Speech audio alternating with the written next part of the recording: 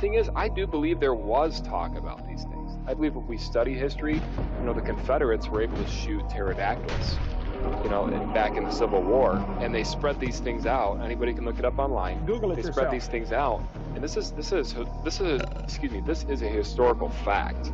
So, they spread this thing out, and it's got a huge winglet. It was a pterodactyl they shot. So, of course, these things have been around. Now, they went extinct, obviously, slowly, but surely. And so... What I'm saying is Jesus wrote a dinosaur to work. That's history. It's in the Bible. How to Train Your Dragon. Historical facts. And if you don't believe it, do your own research. Pull up Google. You'll find the picture, I promise. Oh my god. Thank you, John Gleason, Godless engineer, for gifting me this beautiful moment. Y'all remember when they tried to cancel Steven Spielberg for posing with an animatronic triceratops animal rights activist? Back it up. Hit it from the back. Historical facts. Eat my ass, BP. You're down here bailing on the rest of us because you don't want to process your grief and shame like a normal person by drinking and mistreating strangers. No, Rick. It is you who must nibble my cloaca, or bird asshole. Everyone knows what a cloaca is. back in the Civil War.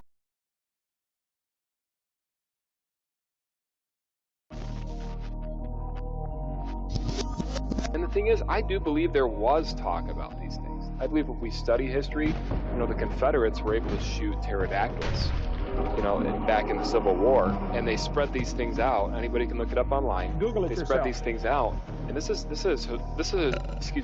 a historical fact. So, they spread this thing out, and it's got a huge winglet.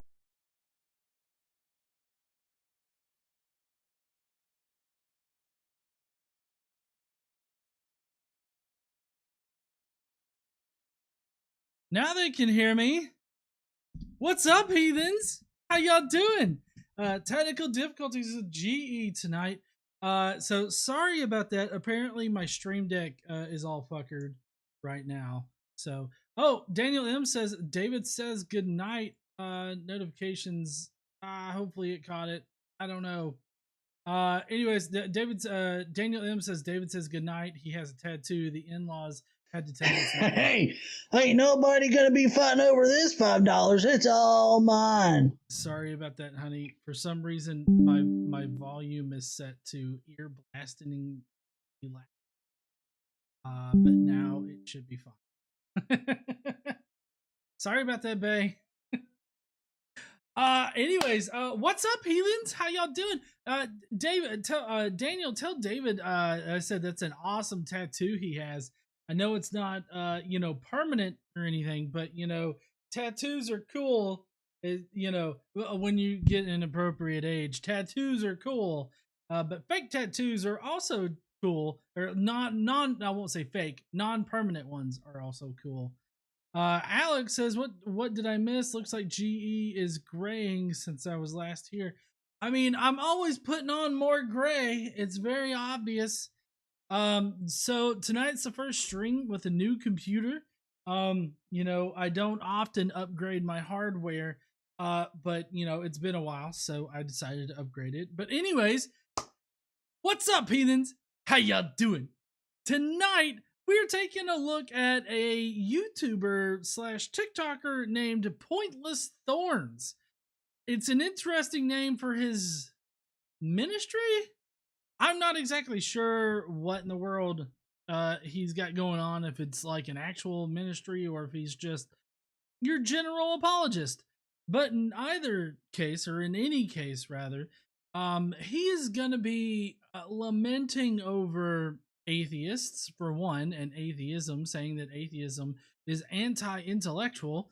But also, he thinks that materialism is not defendable, which I think is kind of a unique position to hold there. So we're going to be figuring out his bullshit tonight. If you want to find out, sorry, it's not what we say here. If you want to fuck around and find out how atheism is anti-intellectual and materialism is not a tenable position, then please stay tuned.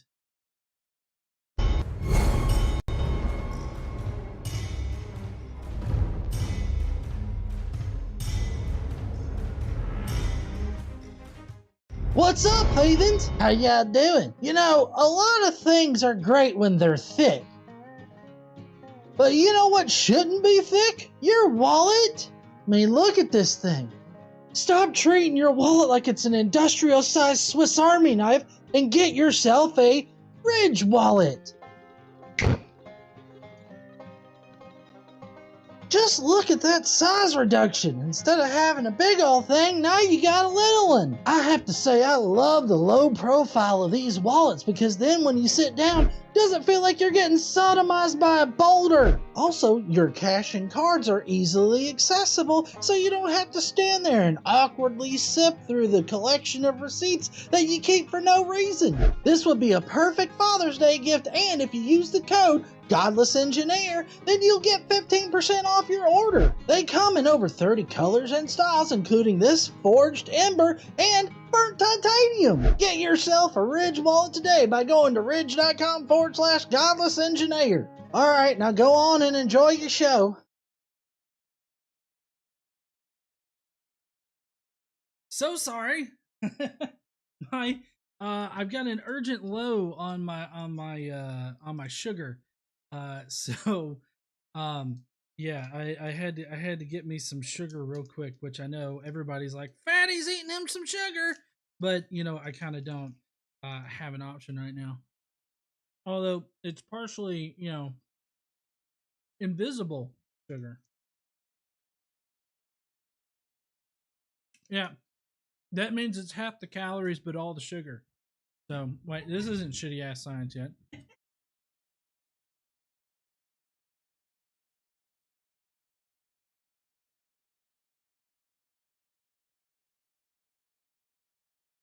Yes, that was a green Kit Kat. It's mint plus dark chocolate. So maybe that'll help me out. I don't know. You might see me snacking on some stuff. Just know that's not normal. Anyways, tonight's video is sponsored by Ridge. And I'm so thankful for Ridge, but I'm also thankful for you heathens out there. If you want to help support the channel, you can send a super chat, or you can become a Skeptic Mafia member.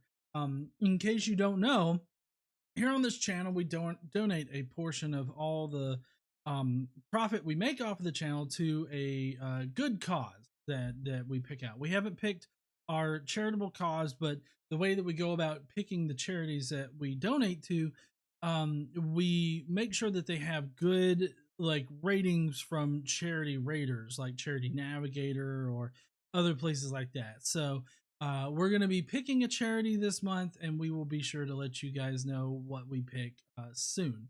So if you want to help out, consider sending a super chat, especially when this dipshit starts talking, this Pointless Thorns guy. We are going to have somewhat of an augmented show tonight, because I don't have any Today I Learns, but what we do have are some interesting comments, which I didn't get my camera all nice and sorry. Excuse me.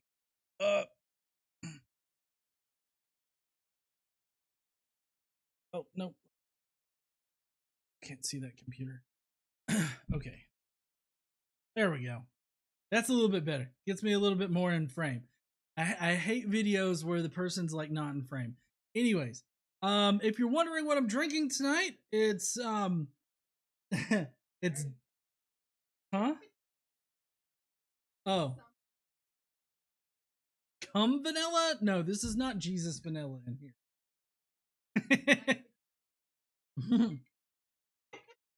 No. So it's vodka, some vanilla flavoring, and Diet Coke. So vanilla Diet Coke with vodka. Anyways. All right. So I can't use I need to put my Stream Deck out of the way. Let me fix that. Put that because I'm not going to be able to use it. which kind of sucks. So it's not going to be as I say smooth, but you know me, I don't really have a smooth stream in general. But anyways, what we're going to be doing is we're going to be going through some comments, and then Brocephus has a word or two, and then we will be getting to Pointless Thorns' video. So let's pop on over to Today I Learned. See if the Today I Learned thing actually transition. There, Today I Learned. I wasn't prepared. Today I learned. Woohoo! Anyways, shit. Well, shit, I forgot. We're not doing Today I Learned. No, but I wanted to see if that worked. Yeah, it's comments of the day, which I don't have the video loaded up. Shit. Or wait, no. Yeah, I do. Hold on. All right. Comments of the day. Prepare to face from yourself in the next week. What? Yeah, it was lovely, wasn't it? There. Oh shit. Hold on. There I am. Sorry. So comments of the day. Let's get to these comments. It's smooth. It's a smooth live stream. Every single live stream. Total professionals here. So appreciate y'all for putting up with my unprofessional ass. Anyways, first up tonight, we've got Rogers, or Gawari boy, who says, it takes a lot of denials to ignore the resurrection.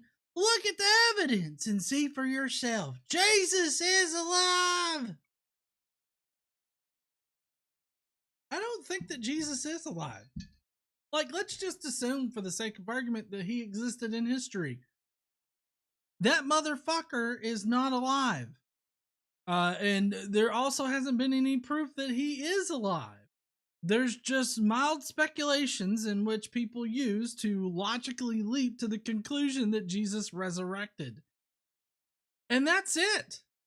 Also, it takes a lot of denials to ignore the resurrection. It doesn't take a lot of denials. It just takes an honest look at the evidence.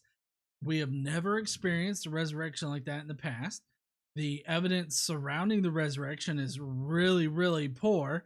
And also, magical resurrections generally don't happen. Like, that's the biggest thing. It's not denial. It's just an acknowledgement of the supernatural or magical nature of the resurrection. Anyways. All right, let me see. It should be relatively smoother as we go through the night. All right. I say that. I know. All right, so maybe this should have been like a shitty ass science, but this person right here calls himself a doctor, and they're saying, "Listen up."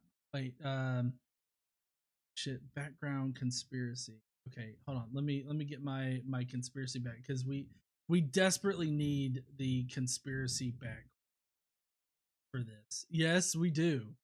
It is special.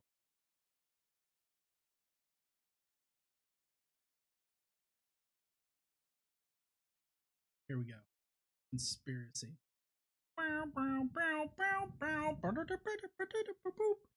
All right, so this one says, a group of scientists and microscopy experts. I got to get in the Brocephus. Sorry. A group of scientists and microscopy experts have stepped forward this morning to vindicate Dr. Brian Ardis and the snake venom warnings. Undiluted Pfizer vials, they say, actually reveal snake venom gland organoids in the blood of those injected have been showing echinocytosis all along, directly related to snake venom poisoning. Further, the scientists confirmed that other tests revealed that this is the king cobra snake venom organoid material. Just got off the phone with Dr. Artis, who is now connected to this group. Dr. Jane Ruby, signing off, Patriots. What the fuck is this? I'm sorry, I cannot take someone seriously calling themselves a doctor, and they're saying that quote-unquote undiluted Pfizer vials show evidence of fucking snake venom. Like, what in the hell? You're gonna need to provide, like, anybody would provide citations for. You can't just post this out there without any kind of citations. There were no citations for this. There was no evidence whatsoever. Just baseless assertions about this. I have no idea what they hope to gain by this, other than gullible people that would already believe them, no matter what they said. Anyways, this is just crazy shit. There's no real refuting it, because they don't provide any like solid claims to actually refute.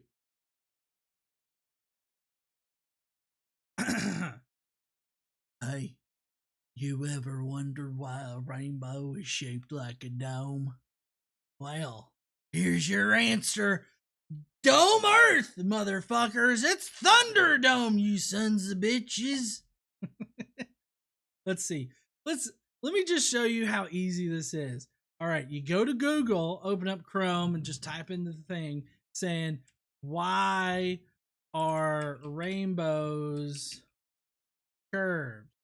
A rainbow is the diffraction of sunlight through water droplets in the air. To see a rainbow, you need to be looking at light rain in the sun behind you. The rainbow is curved as it reflects the round shape around the sun. So it's curved because that's how it refracts the light. And in fact, if you get high enough, right, and you look at the refraction of the light, you can actually see a full circle. So it's arced because it's half a circle. So these people, they make these kind of logical leaps to, oh look, it's a dome, and they don't think about how a rainbow is actually produced. No, GE, that's all a conspiracy. I know, conspiracy. Shit. Fuck.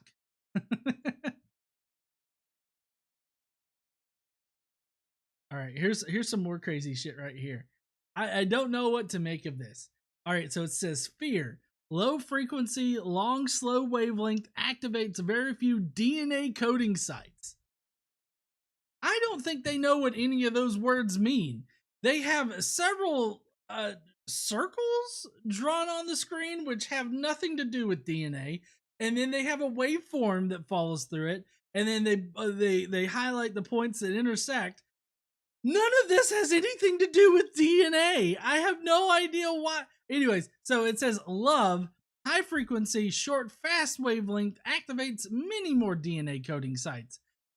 First off, none of this has anything to do with DNA. The circles have no connection to DNA. I don't know why they're overlaying a high frequency waveform on top of these circles connected together, and then they're highlighting the points where they intersect. And I don't know where the benefit is in quote unquote activating DNA coding sites. Like, I have no fucking clue as to how any of this maps to reality, but apparently to this person, whoever made this, whoever put this out there, it has a lot of meaning to it. This is how you love, you blast high frequency music? What would that be? Like metal? Like, is that... Huh? Oh. So the way... Casey's suggesting that you quote unquote blast high frequency waves at someone. And that's how they fall in love. Like, what would that look like? Is that like one of them high pitched farts you just point in someone's direction? You love me yet? I mean, that's how you get, yeah. I can't reveal what she did, but that's definitely the way to get my attention. Just saying. Thank you, hon. Anyways, I gotta get my head back into the game.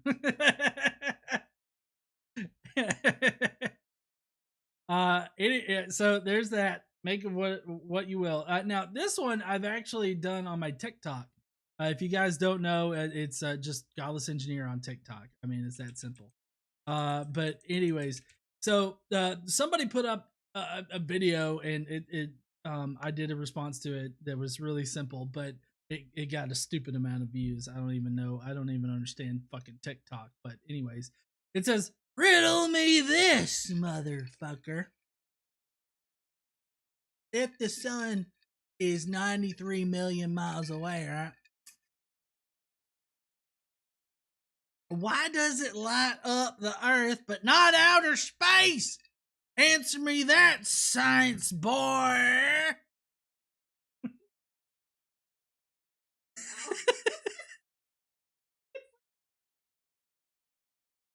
I'm not choking myself. I mean, I do. I mean, I have to take pills a lot, so I know I've got a very sensitive gag reflex. So this is not even getting to the back of my mouth. I don't know if maybe that's a bit too suggestive for my channel. Anyways, so in order for like something to light up, it's got to reflect the light, right? It's got to bounce off of it. So if there's nothing in the path of a beam of light, it's not going to reflect off of it. The light that the sun puts out does reflect off of things. Like, for instance, that's the reason why we can see planets whenever we look through telescopes out into the universe, and the planets are in a position where we can see them.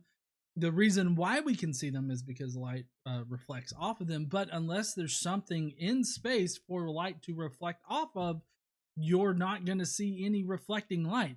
This seems like basic shit that you might learn like in school somewhere, but apparently it just escapes the general dipshits that exist on Facebook and Twitter and on Reddit. All right, let's see. Next up.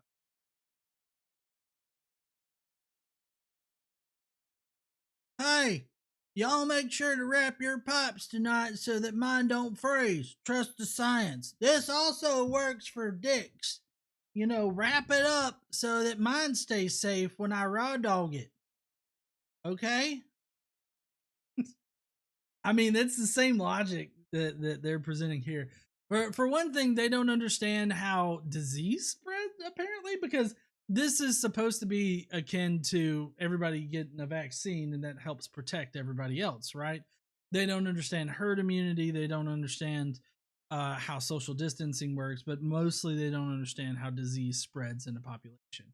That's just, basic science is what they're lacking here.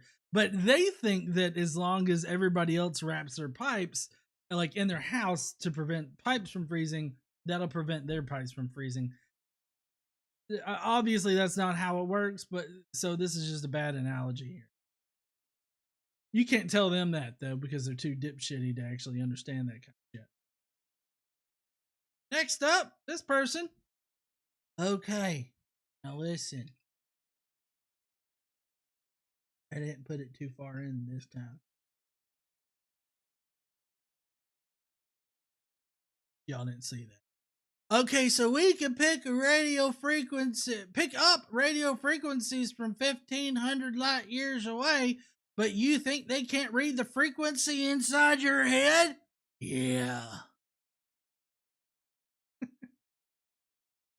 So, what frequency inside our heads? I mean, they've got the delta waves and everything like that. That you can detect. You can put the sensors on your head and you can detect that. But for some reason, apparently, they think that those particular waves are detectable outside of your brain. For some reason, and I don't know why. So the radio frequencies are electromagnetic waves that we can definitely detect, but that's different from what's going on inside of your head. Those aren't the same things. So I don't understand. Fuck. I hate it when people learn just enough to be dumber than dumber than they really should be. Hey! If you can be gay, then you should be able to be unvaccinated.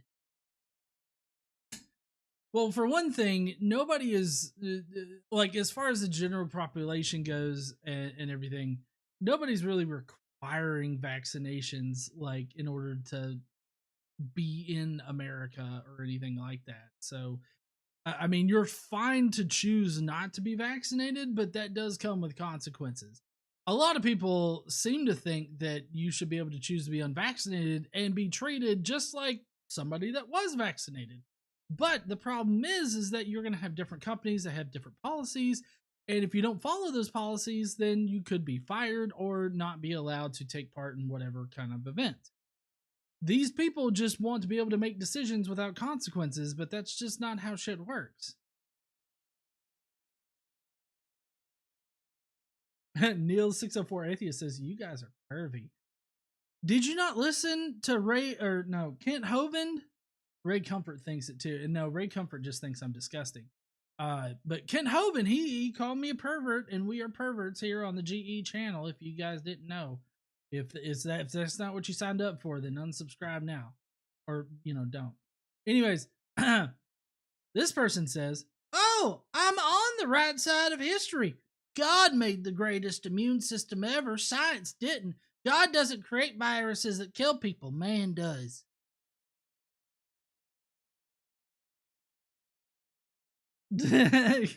Casey said, well, my immune system sucks, so God must have left me behind. But that hits home, or that hits on the whole immune system problem that some people have. Some people are immunocompromised, and they are that way not because of people, but because of just like the poor design of the human body is why that even occurs. And we would expect that upon a natural explanation for how humans developed. Under the idea of an intelligent creator, it doesn't make a lot of sense. You would think that if he knows everything and he can design shit perfectly, he would have done that. But apparently God made a slip and decided to fuck us up in our bodies. Like mine. My pancreas don't work, my metabolism shit, and that prevents me from doing a lot of things, like producing insulin, losing weight normally, like that kind of shit. And so that's not because of anything that I've done to myself. That's just how my body naturally came into being, right? How it naturally formed. And that kind of sucks, but it also makes sense on a natural explanation. It doesn't make fucking sense if you consider an intelligent designer. You would think that he would have worked them fucking kinks out before he released version 1, right? All right, and then finally, there's this one. Why moon revolves around the Earth instead of the sun, which has greater attractive force than the Earth? Well, yes, the sun does have a massive amount of gravity. And I'm so glad you asked the question instead of just, although it does seem like you're asking it in a very like riddle me this, space boy kind of way. But while the sun does have far more gravity than the Earth, the sun is also 93 million miles away. And it deviates by about a million and a half, somewhere around in there, miles throughout the year, because we're in an elliptical orbit. The moon does have it does feel some effect from the sun, but because of its proximity to the Earth has a greater effect on the moon because of that proximity. If the moon was closer to the sun, obviously the moon would orbit around the sun, but it doesn't because it's closer to the Earth. The Earth has much more of an attractive force on the moon because of its proximity. So I mean, that's the answer to it. I know this is supposed to be a gotcha, motherfucker, kind of a moment for this person, but it's really easily explainable. Even on a basic high school level, like if you like, I would imagine anybody that took that would take like some kind of physics class or maybe an astronomy class. I don't know if those exist in high school, but any kind of basic physics class would be able to explain this to you. Fun fact, I don't know if this might be a today I learned for some people, but in order to explain the orbits of the planets, I do believe that it was was it Isaac Newton that developed let's see who created calculus. Isaac Newton and Gottfried Leibniz. Can't pronounce that. I haven't drank enough for that. But anyways, it's generally believed that calculus was discovered independently in the 17th century by two great mathematicians, Isaac Newton and Gottfried.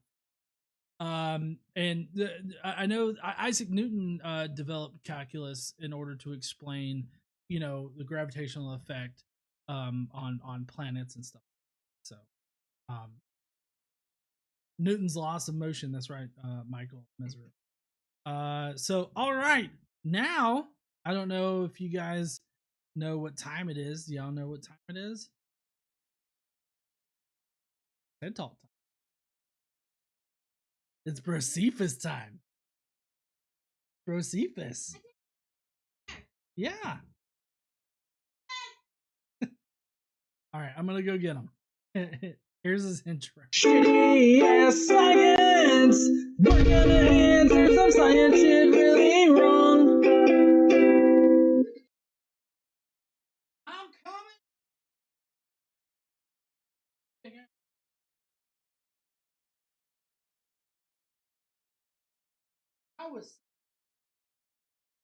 I'm getting paid for this, right? You got all that fucking Ridge money.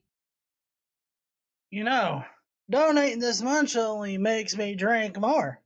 Yeah, I mean, I should be getting the money for them Ridge. If you want a Ridge wallet, go to ridge.com/godless. Why isn't it Brocephus? If I made the goddamn promos.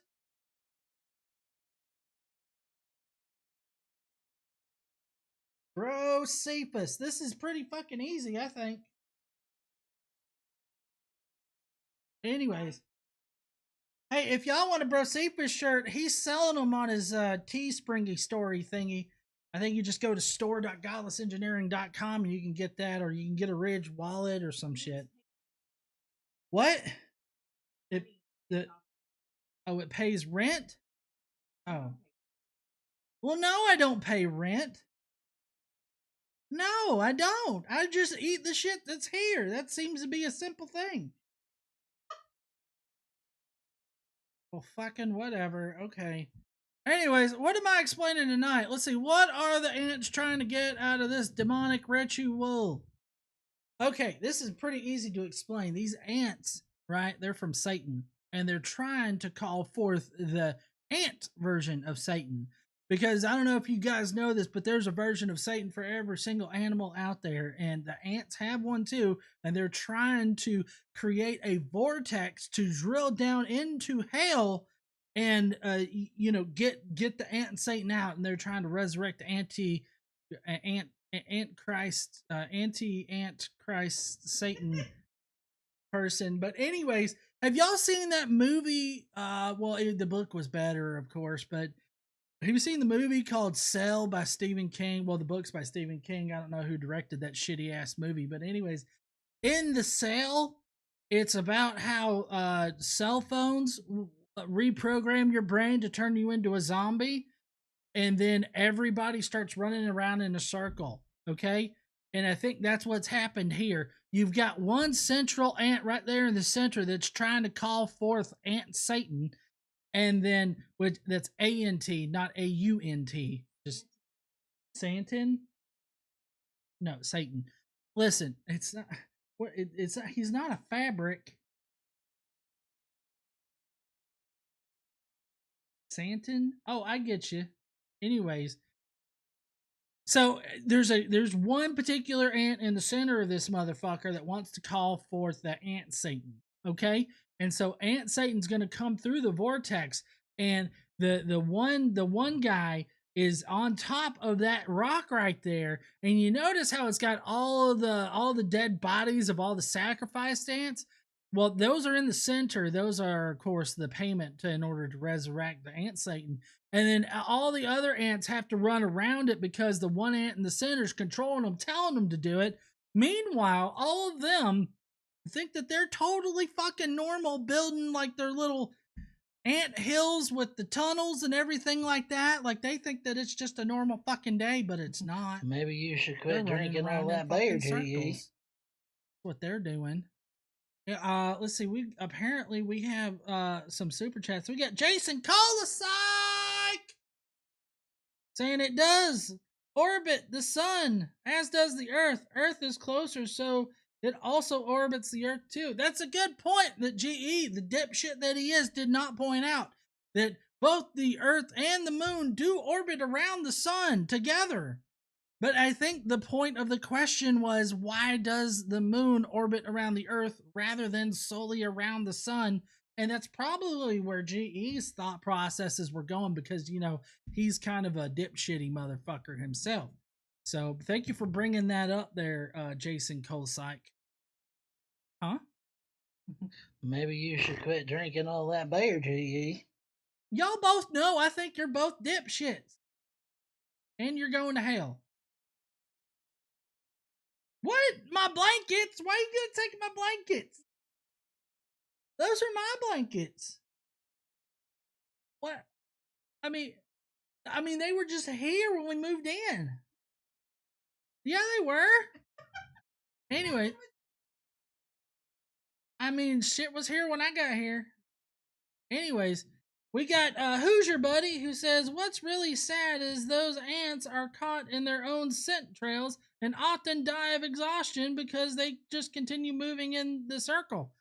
I mean, if you're looking for like a non-magical explanation, I mean, I guess that'll float your fancy, but I mean, personally, I prefer the magical doorway to hell that's gonna resurrect their particular version of Satan. I mean, it's so much easier to say that than bring up scent trails and running and dying because of they just they just get caught in their scent trails and they don't ever drink or eat or piss or nothing. I don't know. It seems easier to think a magical portal to hell. That's what I'm just saying. Gnostic Informant says, seems so normal. Western religion should be built on this logic. Who says it's not? I mean, come on. I mean, magical doorways to hell? That sounds like some religious shit, like some Christian religious shit. Didn't Jesus say, knock and the door shall be open? He didn't say who was on the other side of that shit. Anyways, then we got Hoosier Buddy saying it's called a death spiral.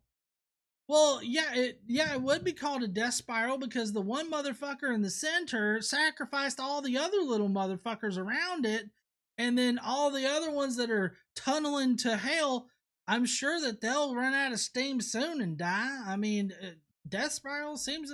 I mean, if that's not metal as fuck to resurrect the Ant Satan, I don't know what is.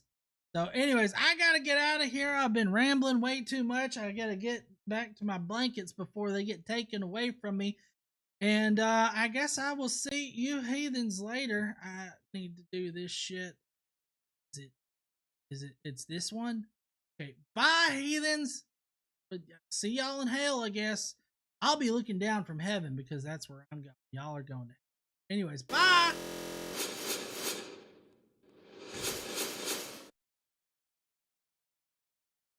Listen, not taking my goddamn blanket. I should be some shit. Goddamn promo thing. Taking some fridge. I mean, so? No, Brocephus is just, he's never gonna get it. He's going to curl up with his fucking blankets and shit. You're not gonna take his blankets? You're so nice, honey. me get this fixed right here. Huh? Oh, I feel okay.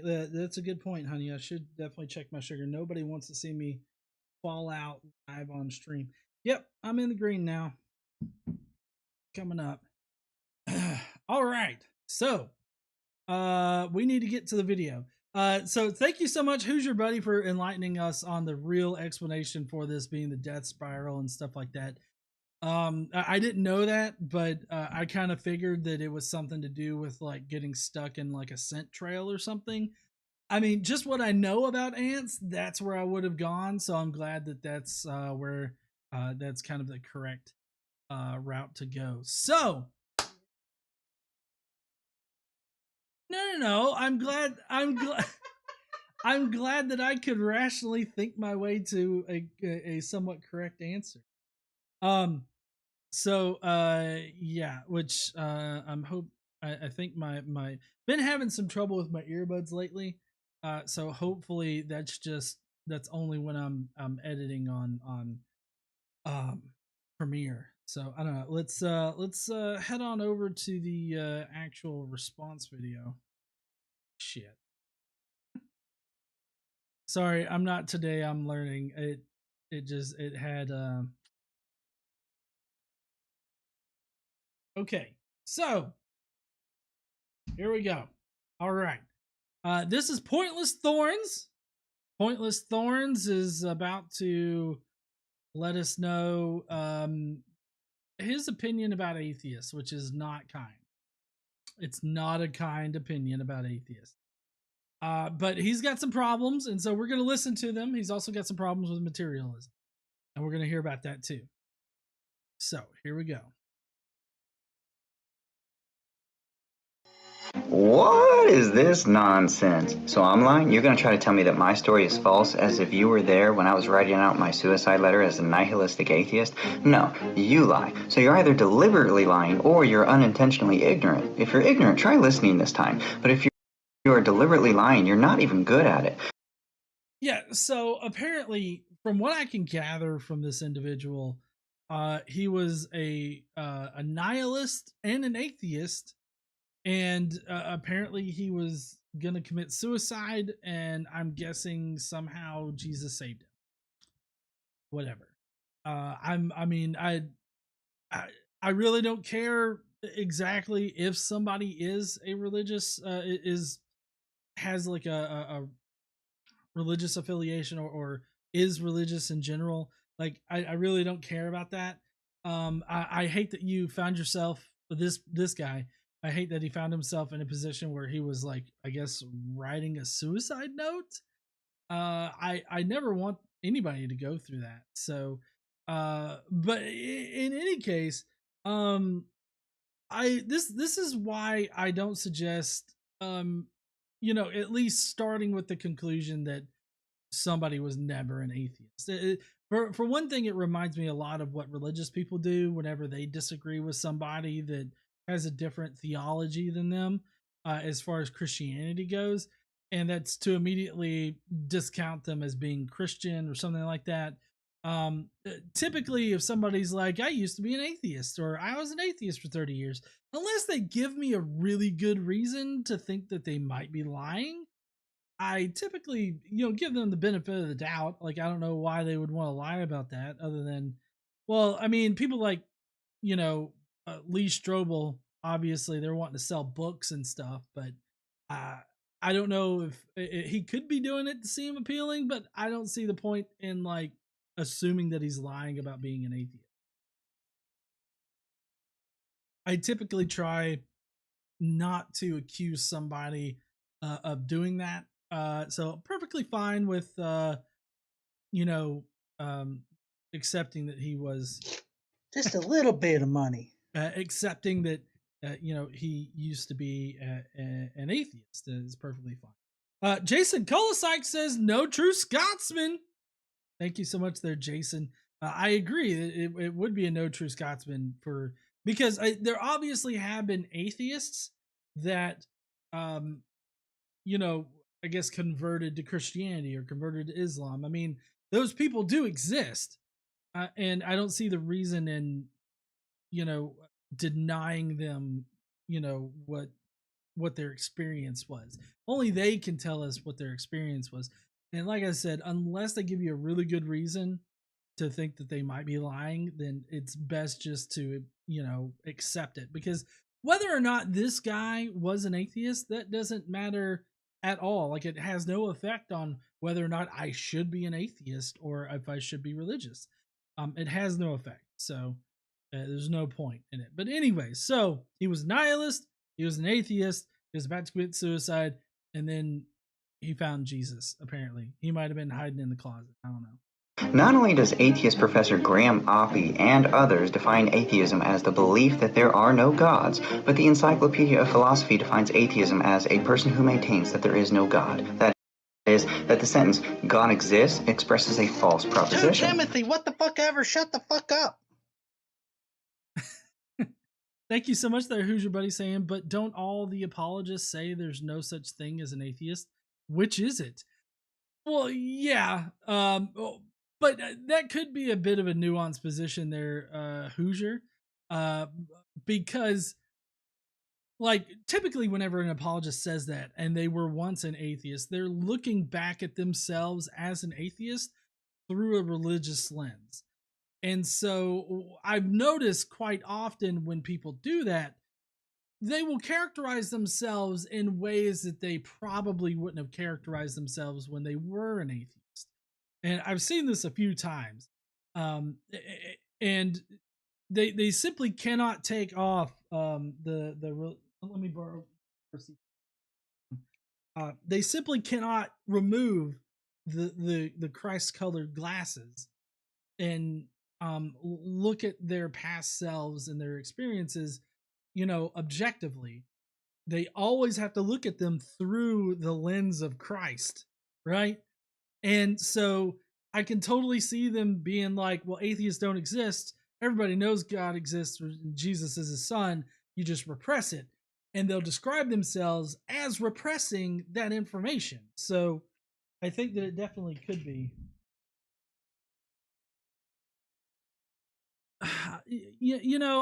I get it, but there's really no connection between me and him. I mean, we're related, but we're not related like that. Yeah. But anyways, he's talking about the definition of atheism here, and I'm going to go back just a little bit. He of course brings out the philosophical definition of atheism, and that is one particular definition of it, but to play a dictionary game like this, do a dictionary fallacy, I think is not it's about as beneficial as saying, hey, you're lying.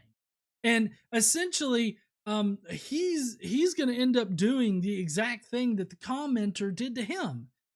So it becomes this cycle of like toxic conversation because, he's going to sit there and deny how people, label themselves as atheists, saying you have to adhere to my definition that's this philosophical definition. This is the definition that I like.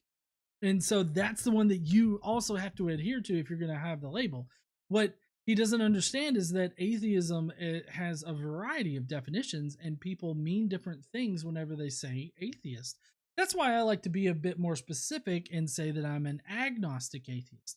I don't know whether or not a God exists, but I don't believe in one.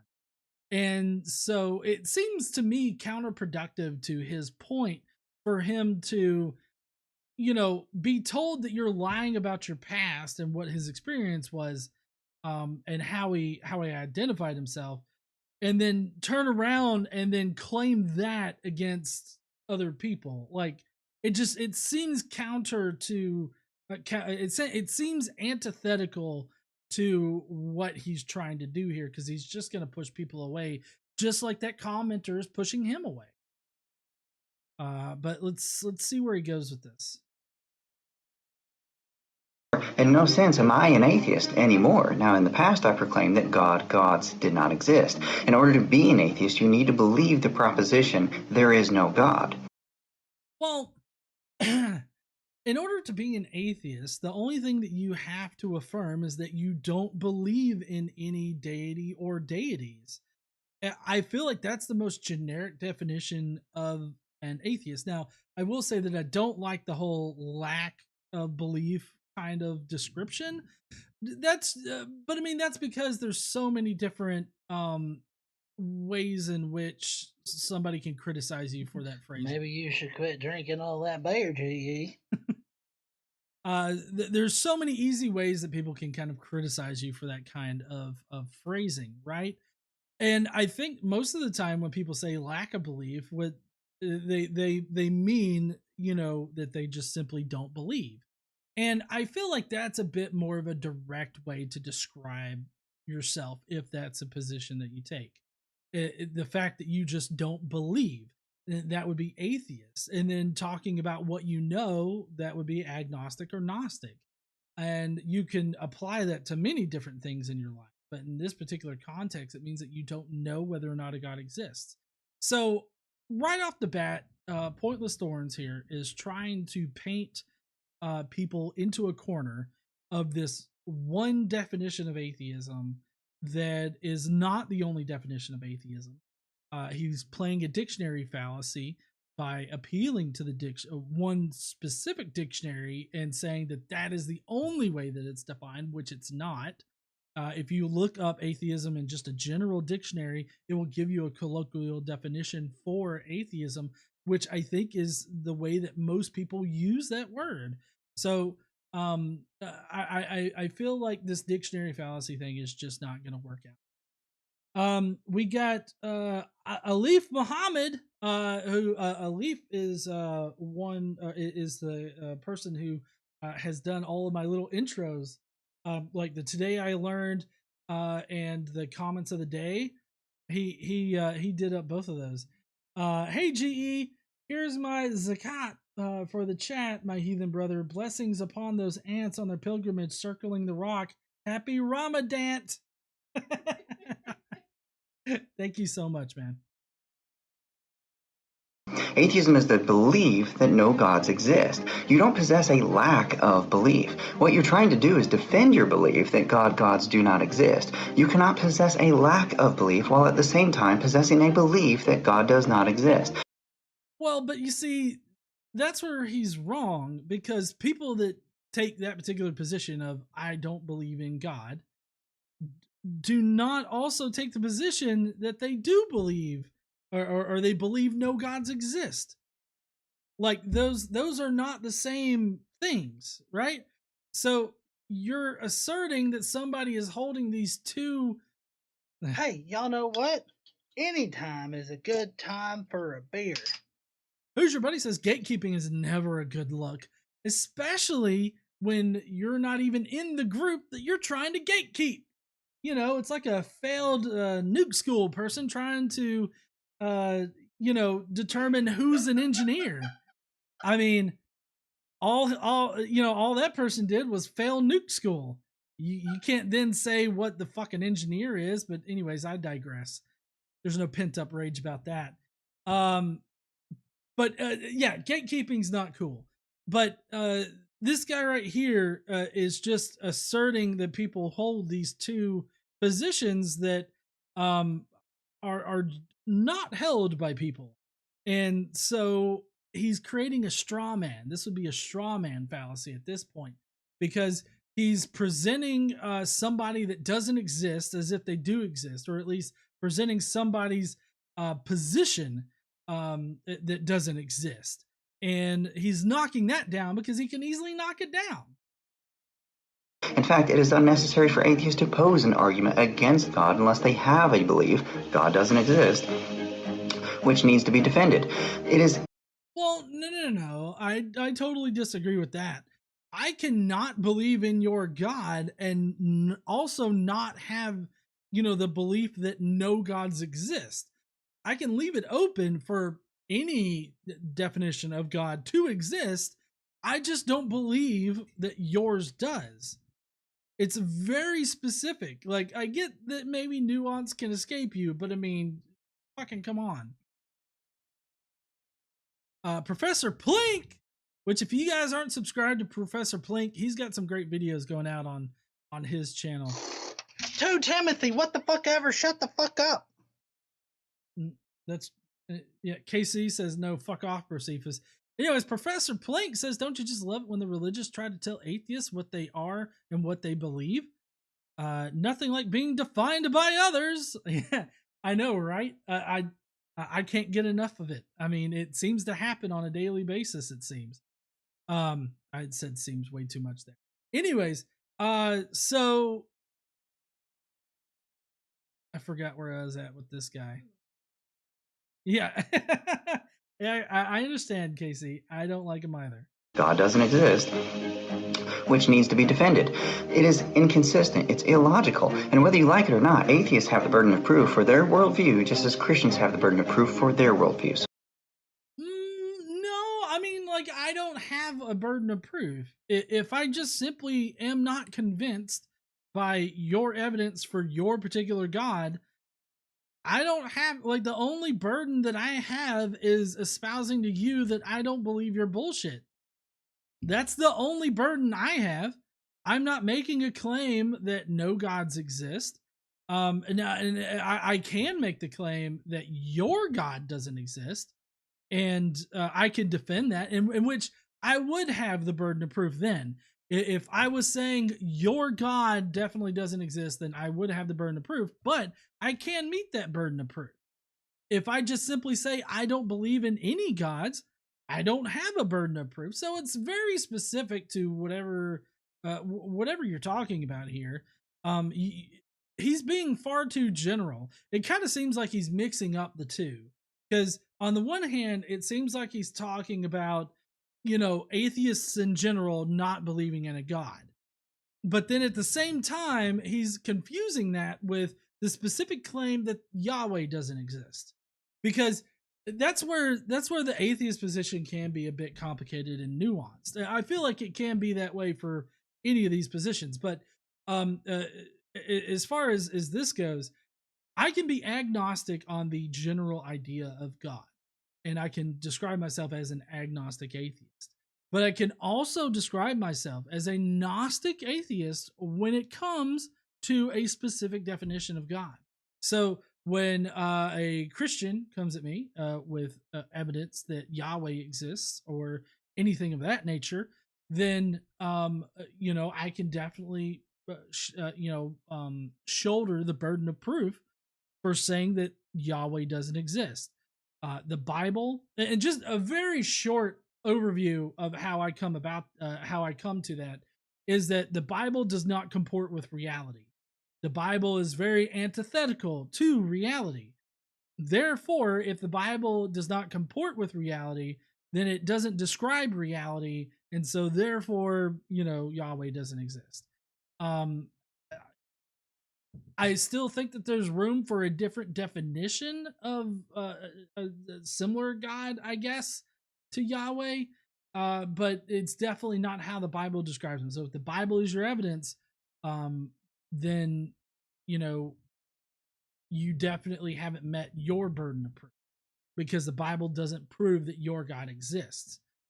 Now, typically in these kind of conversations with apologists, what they'll do is they'll mix up, like he's doing here, the general idea of God, and that would be with like the Kalam cosmological argument, or fine-tuning or design or anything like that. Those talk about a more generalized definition of God, at least more generalized than Yahweh. But like when you get to like the moral argument, that's very specific. Just a little bit of money. You okay? But when you get to the moral argument, that's more specific to a religion and a religious idea of God, like more defined. So, I mean, they often mix these things up, and you just have to be very aware of what kind of claim the person is making, because you could be, you know, different levels of Gnostic and agnostic on different claims, which is reasonable, I think. So we've got Jason Kolosik again saying Hitchens razor not worth disproving. Bullshit. That's right. Hitchens razor is a gift. So stop being intellectually dishonest and lazy in the presentation of the case for your worldview. The atheist argument that God does not exist is a classic example of the fallacious argument from ignorance, known as argumentum ad ignorantiam. Assuming that God does not exist because God is not seen is saying that something is false because of lack of evidence that it is true. But just because we don't know something or can't readily find evidence in its favor, that doesn't necessarily mean it's false. I mean, on the one hand, I agree that if just because there's no evidence to support a conclusion, that doesn't mean that that conclusion is false. It just means that you haven't discovered that evidence. But at the same time, if you don't have any evidence to support your conclusion, then there's no reason to believe that that conclusion is true. So, I mean, while he is correct, his argument only works for a very specific argument that really isn't being made. And if you don't have any evidence... 2 Timothy, what the fuck ever, shut the fuck up. Thank you, Josephus. If you don't have any evidence to support your conclusion, while that doesn't mean that it's necessarily false, it does mean that you have not proven your conclusion to be true. So you shouldn't expect people to act like it's been proven true. We get MathWiz 742 saying absence of evidence is evidence of absence if the evidence should be there. This is a really good point there, MathWiz. If God, as described by the Bible, actually does exist, then he should have some kind of tangible effect on reality. For all intents and purposes, we have not been able to detect this God. If he operates the way that the Bible says he operates, then we should have that evidence. So the absence of actual evidence would be evidence against his existing, which is kind of what I laid out before. The fact that the Bible does not comport with reality is in fact evidence that that particular God does not exist. Daniel M sending in a member chat saying, as I watched this video, I thought to myself that it would be okay for him to breathe once in a while. Maybe he is breathing when GE pauses. I doubt it. He seems like the guy that can take a quick breath and then just go forever. Even if one should not believe that something is true, it simply doesn't follow that one should believe that it is false. There is a crucial distinction between absence of evidence and evidence of absence. A lack of positive evidence for something is not by itself a reason to disbelieve it. If the atheist is arguing... Wait, if... Now, he's mixing up his terms here, and he's doing it very quick. I don't know if it's to confuse people, but like, the fact that there is no evidence for something is definitely a reason not to believe it or to disbelieve it. Like, that is a reason. Like, you know, I bring it up all the time, but, you know, if I say that there was a big dick T-Rex walking around Judea at the time of Christ, you shouldn't believe that because there's no evidence for it. You should disbelieve that claim because I can't provide sufficient evidence that that actually happened. So he's mixing up his words here, because you disbelieving that a big dick T-Rex walked around Judea isn't you saying that definitely didn't happen, although you could probably say that and be, I mean, you could definitely say that and be accurate, but that, like, you disbelieving it is not saying that it's impossible for that to happen or anything like that. Like, those are two different claims, albeit you could make both claims and be right. But in any case, he's quickly changing up his verbiage here, and I feel like this just shows that he doesn't, I don't know, I feel like he doesn't really understand the conversation that he's having. Because I feel like if he did understand the conversation that he's having, he wouldn't be mixing up positive claims with just somebody not believing something. Because somebody not believing something is not a positive claim, but he's mixing it up here. Yeah, okay. I covered everybody in the super chats. That God does not exist, the atheist must have positive proof of that belief being right. If anything, an honest conclusion on your part, if you claim a lack of belief, would be to claim agnosticism, that a lack of knowledge exists. You're either agnostic, who says, I don't know, or an atheist, who says, there is no gods. Well, I mean, I can definitely be an agnostic atheist on his particular definition of God, which is what he's talking about. He's not talking about God in general. But also forcing your interlocutor to accept a position that they don't necessarily hold. I mean, it kind of makes you sound like a bit of a dick, in my opinion. I mean, like if I'm in a discussion with somebody, I'm not going to force them to adhere to my definitions about things. I feel like it's more important to understand, what your interlocutor believes and doesn't believe, rather than forcing some kind of label on it. Forcing atheists to accept the agnostic label in just pure agnosticism, I feel like that's him trying to get us to weaken our position. Because while I don't know whether or not a God exists, forcing me to say, well, I don't know if God exists, it kind of robs me of that position of, but I don't believe in it.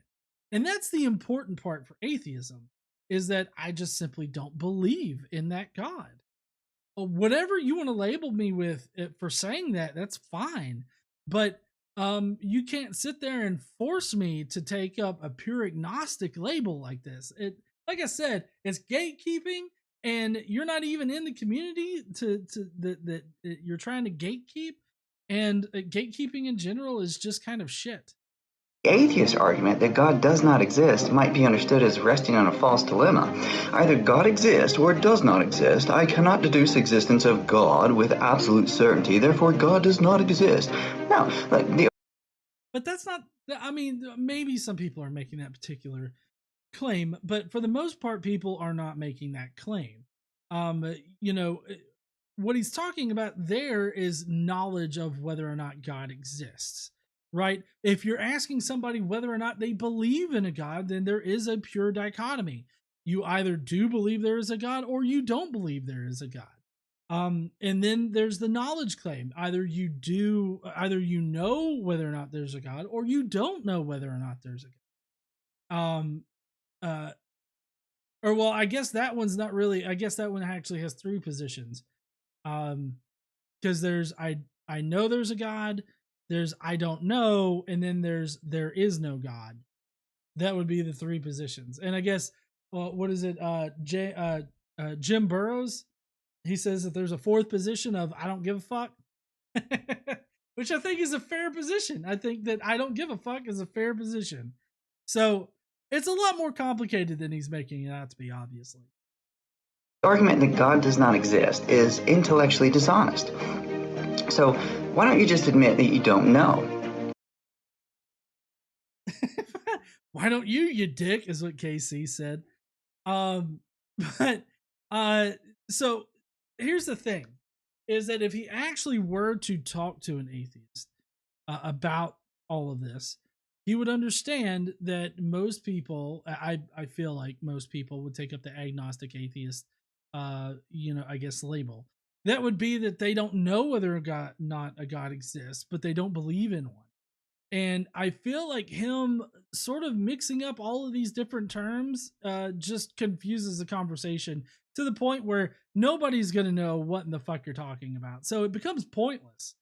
But, to what he said here, I don't know whether or not a God exists. I would say that I know whether or not your God exists and your God doesn't. And I've explained already why I think that. But that would be the positive claim that I would make in this situation. Your God doesn't exist. But I can bear the burden of proof of that. And I feel like any atheist can, because the only evidence for that God's existence is the Bible, like specifically the Yahweh God. Is the Bible, or the Jewish Bible, or whatever, Septuagint. Those things don't represent reality. So there's no way that God is real. You want to redefine it, that's fine.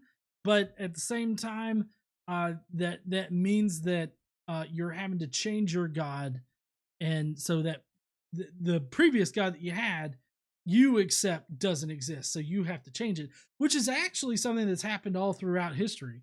People have changed their idea of what God is, making the previous idea of God obsolete and outdated, and therefore does not exist.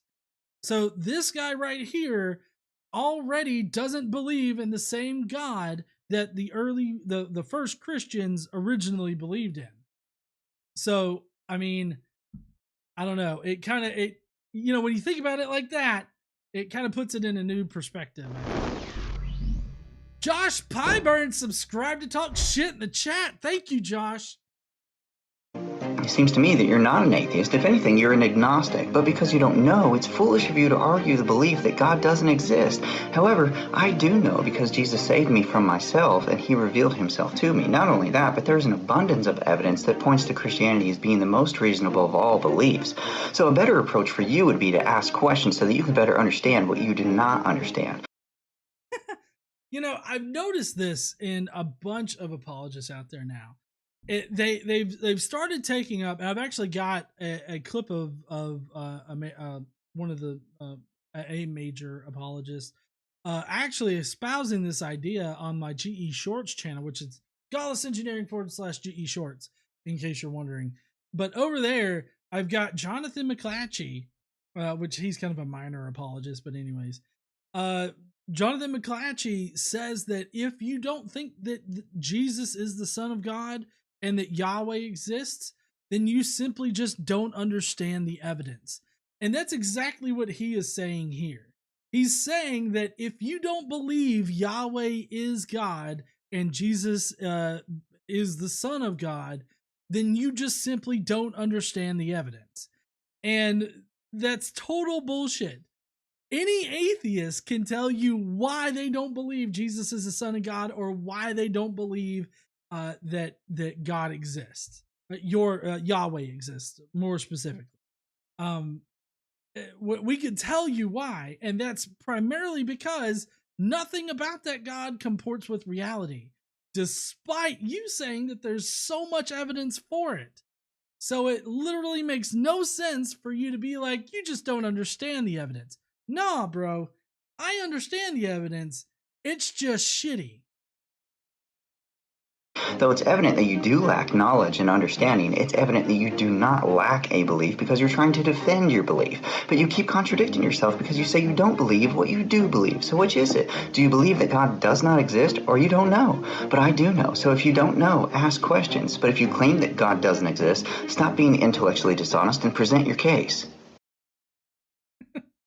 I can present my case that your God doesn't exist, but like I said before, as far as a general God belief, I mean, I don't know. I am agnostic on that.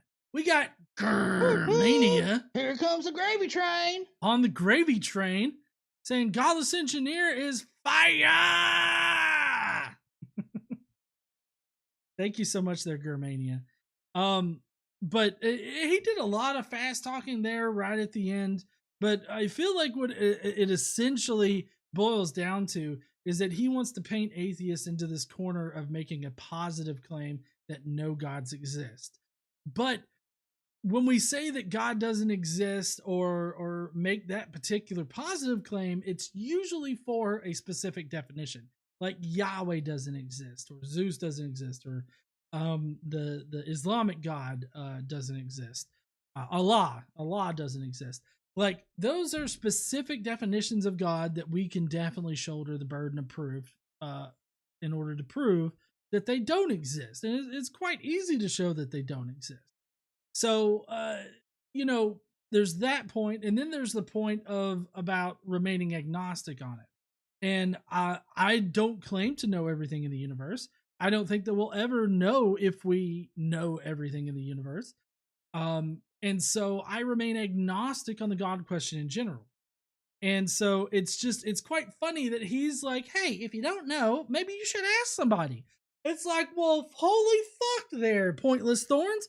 Why don't you take your own fucking advice and just really ask an atheist? Like, what do they specifically mean? And I mean, maybe he's had those kind of conversations, but also maybe those conversations have been a bit flawed. I don't know. But I think him painting every single atheist as just not knowing what in the fuck they're talking about is a bit disingenuous and makes him look like a little bit of a prick. Like, thoughts are actually electrical signals in your brain. Everything's physical. Hello, humans. Interesting thought. So, like, I mean, is it just like all Christians have like cringy t-shirts that they like to wear all the time? Because like I mean, I when I first see that, I think of Armor of God, because it's like an armored individual and he's got the cross on his shield, and I just here comes the gravy train. I don't know. It seems really weird. And he's got that's right, Cerny, and he's got finger guns going. Elizabeth Richardson says, almost forgot to donate this week. What was the charity for this month again? We haven't actually chosen a charity yet. We have a couple of ideas of where we want to go, but we're trying to find a good charity to donate to. And so we're in the midst of trying to find that now, but we will definitely let the Skeptic Mafia know here soon what charity we pick. But anyways, so the last one was about atheism as being intellectually dishonest, and I honestly didn't think that it was gonna be so heavily focused on like definition of atheism and shit, because I don't like that conversation. I think it's kind of pointless. But I thought that he was going to be a bit more substantial about how it's anti-intellectual, other than, I don't understand this conversation, so I'm just going to paint everybody else as an idiot, is what it seemed to amount to. But in this one, it's about materialism. And basically, he thinks that materialism isn't defendable, is what he's going to argue. Cleo, are thoughts only electrical signals in your brain? Is Cleo correct saying that everything is physical? Now, Cleo, I don't know your beliefs, so this video isn't addressed directly to you. I'm merely addressing a specific topic for the general public. Now, Carl Sagan once suggested that the cosmos is all that there was, is, or ever will be. Everything is matter or reducible to it and dependent on it. If matter were to cease to exist, nothing would remain. Now, okay. Nothing really to respond to just yet, but anyways, we got the Jim Tanker with a member chat saying, stating that you believe a God does not exist entails knowledge of this God, making this a Gnostic claim, not really a stance on belief. Exactly, Jim. I totally agree with that. He's totally mixing up like knowledge claims and belief claims in that previous section. Materialism believes that all is matter or reducible to it. However, if it were true that matter is all that there is, well, then there could be no such things as minds, personality, moral law, or God. After all, none of those are matter. However, the mind does exist, and it exists distinctively apart from the brain in the manner... I'm sorry. He says that the mind exists distinctly different from the brain. And I don't think that that's true. And here's why. Now, as far as your mind goes, that would be like your personality. That would be like, your political affiliations or political thoughts, or, everything that makes you, you. That would be your mind, right? And then you have your brain. Now, there's a very physical connection between the two, and this is very evident in cases of like, serious head trauma. Because, like, let's say you take some serious head trauma and that fucks your brain up a little bit. You could have very large personality changes. The way that your mind works could fundamentally change. Like, with people that suffer amnesia, they could act one way, they could act one way prior to having amnesia, and then completely different after that point. Now, this is a fictional story, obviously, but a good example of this dichotomy, but of this effect would be the Regarding Henry. It's an old movie, but it's a good movie. It's got Harrison Ford in it. Anyways, in the movie, Harrison Ford is a complete like dick beforehand, right? Like he's not a good father, he's not a good husband, and all this other shit. He's a dick. He's a rich lawyer dick. And then he gets shot in the head, and his brain fundamentally changes, and he gets amnesia. He doesn't remember his life beforehand except for a few hints of things. And then after that point, he develops this whole new personality, completely different from the previous personality. And so to say that the mind is distinct from the brain is ignoring the very real physical connection that the two have. Big Sky Pioneer 2 says Phineas Gage, which I believe is an actual real life version of the regarding Henry thing of, you know, having amnesia and having and developing a completely new personality. But anyways, he's just simply ignoring the very real connection between the brain and the mind. Of discrete thoughts and ideas. It is for this reason that a person can say that sometimes his or her body sometimes functions in a way that is against his or her will. There most certainly is a distinction between the inner person and the body. Daniel M says vet centers is a good one. Counseling for vets and their families to help with PTSD and reintegrating back into civilian life. Which is this month the veterans? This month's autism. Turning Point would be a good one for this month. Somebody also suggested Parkinson's. It might be Parkinson's month. And suggested the Michael J. Fox Foundation. I don't know how good their charity navigator is though. But anyways, so thank you so much though, Daniel M, for suggesting. We're taking all of the suggestions into consideration here. So he's still on this whole idea that somehow the mind is independent of your physical brain. And he said something about your body working in ways that your brain or your mind doesn't want it to. I'm not exactly sure what he means by that. I don't know if anybody has any kind of indication, but it just seems like a weird claim to make. The person uses. The brain does not command itself, rather a person causes a brain to fire commands to the body. What? Like, I don't think that he understands how our like the human body works, because I mean, like the mind. If you were think of the mind as your personality, like it's the thing that makes you you. I don't have to sit here and consciously tell my brain to send an impulse that makes my heart beat.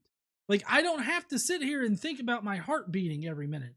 I also don't have to sit here and tell my fingers to grow, or my fingernails to grow, which we gotta schedule mani-pedis. But you know, I don't have to think about this thing consciously. Hey, ain't nobody gonna be fighting over this $5. It's all mine. Thank you, Jane. Jane says, I was told when the kind of seizures I am prone to visions, which I have experienced before going into a petite mal seizure, he is wrong about the brain. I agree there, Jane. I'm glad that you agree too. Because it's very obvious that he doesn't understand the connection, the physical connection between, you know, what makes a person themselves and maybe you should quit drinking all that beer, GE. and their physical brain. We got MathWiz, who also says, how is the mind supposed to change the motion of molecules in your brain without violating conservation of energy / momentum? Fuck if I know, and I doubt that he knows either.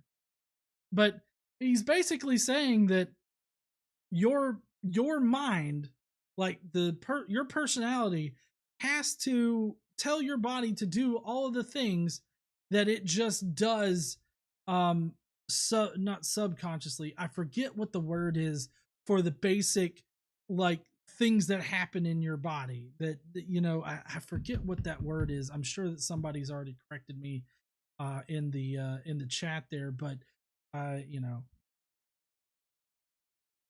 autonomic. Thank you, Professor Plink. Autonomic. Right. Involuntary is another one.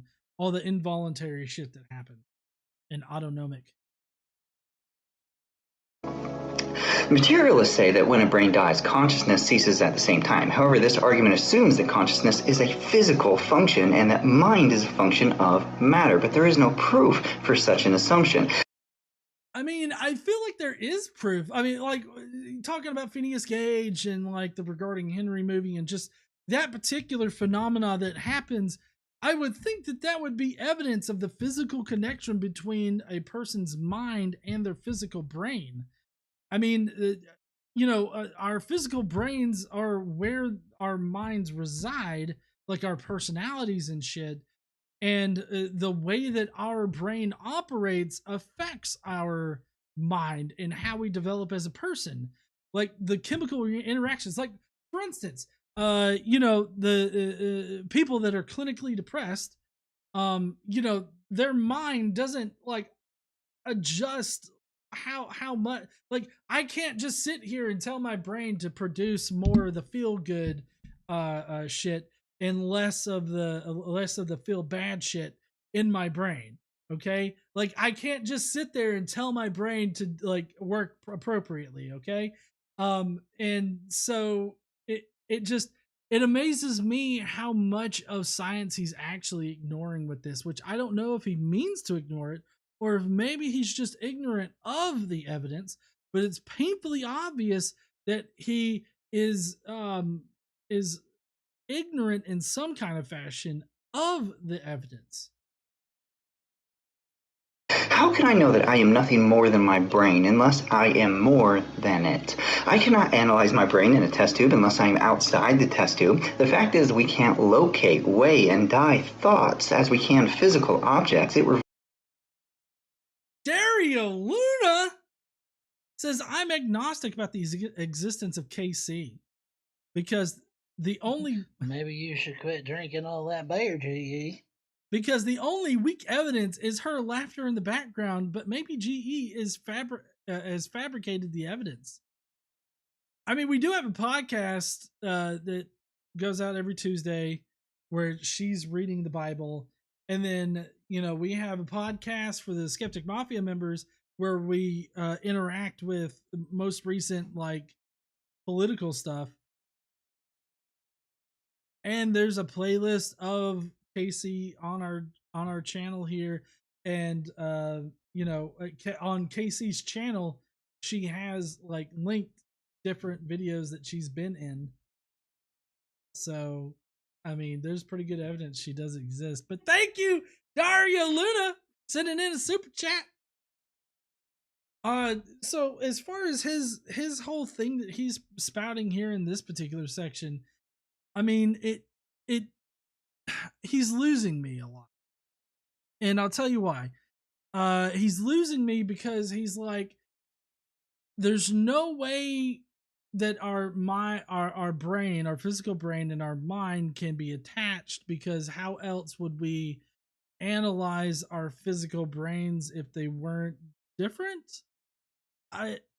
Maybe I need to back up and listen to what he said, because it really didn't make a lot of sense. It does not command itself. Rather, a person causes a brain to fire commands to the body.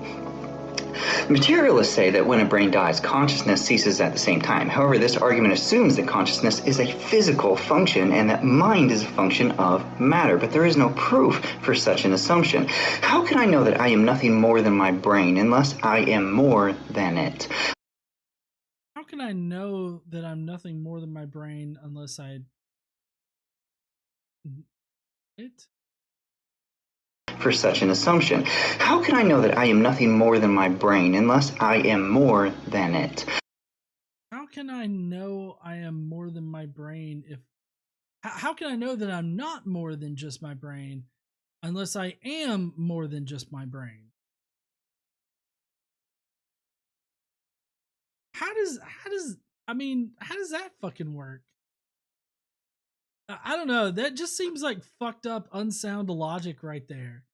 Because, I mean, our consciousness, like our minds, are an emergent quality of our complex central nervous system.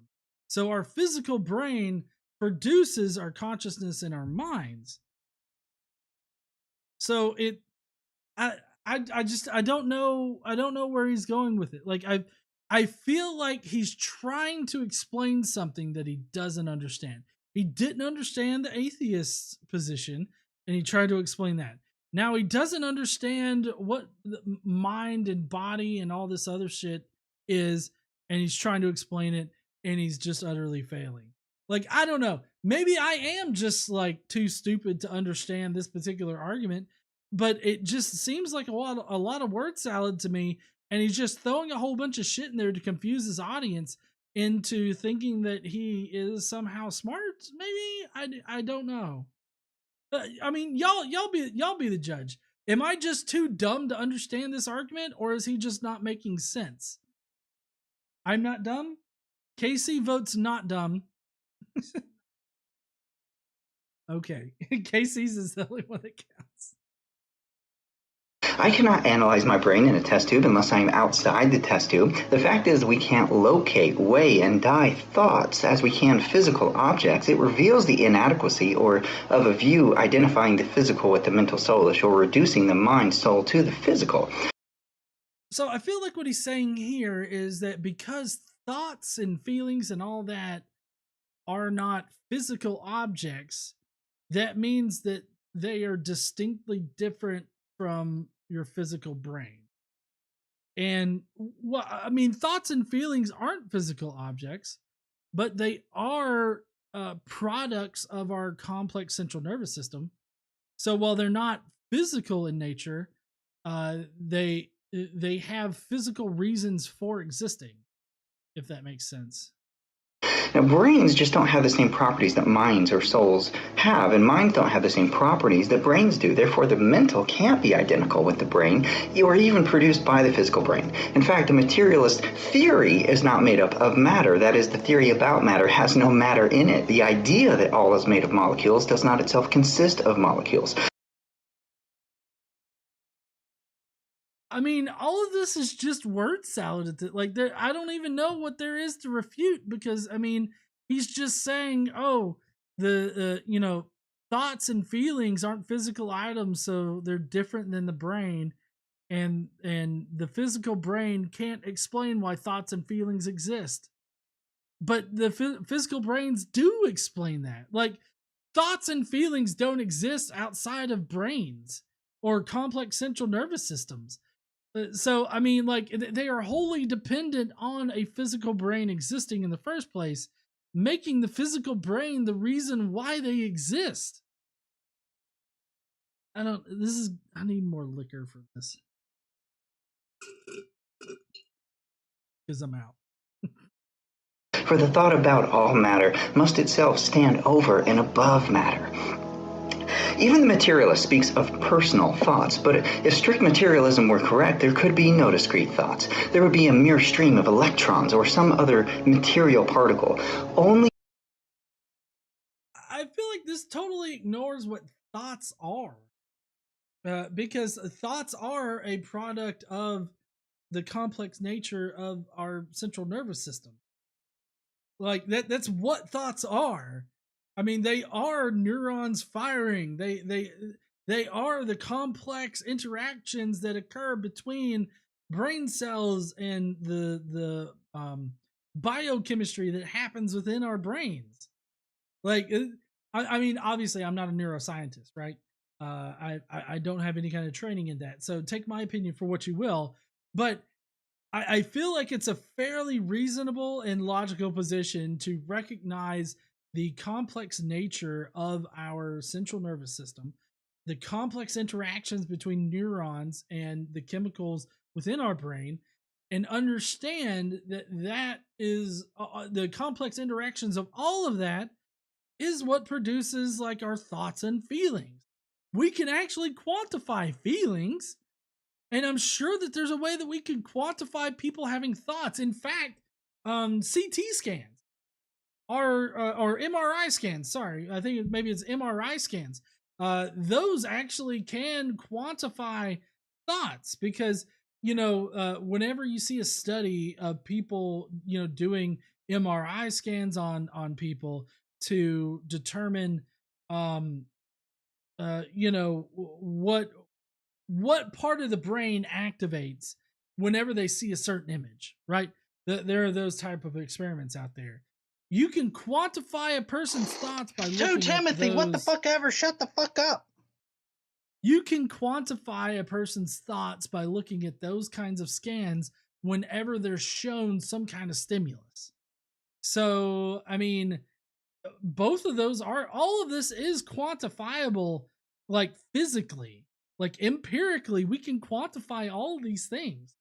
So I don't understand why he's acting like thoughts are magical. Feelings are magical. These things aren't magical. We got Daniel M, who says those thoughts and feelings are how we evolved to survive as a species. Exactly. Those things all factored into that. Any self-conscious being can truly make thoughts. The attempt to deny that there is a reality beyond the material implies that a non-material reality such as a mind exists. If everything is matter, then what is the scientific theory about matter? I mean, I don't know what you mean by what is the scientific theory about matter. Like, are you talking about what is matter? I hit a button on my mouse. Like, are you talking about what does science say about matter in general? And I don't want to get this wrong.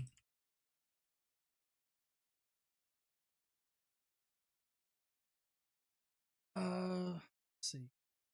Scientific definition. Scientific definition of matter.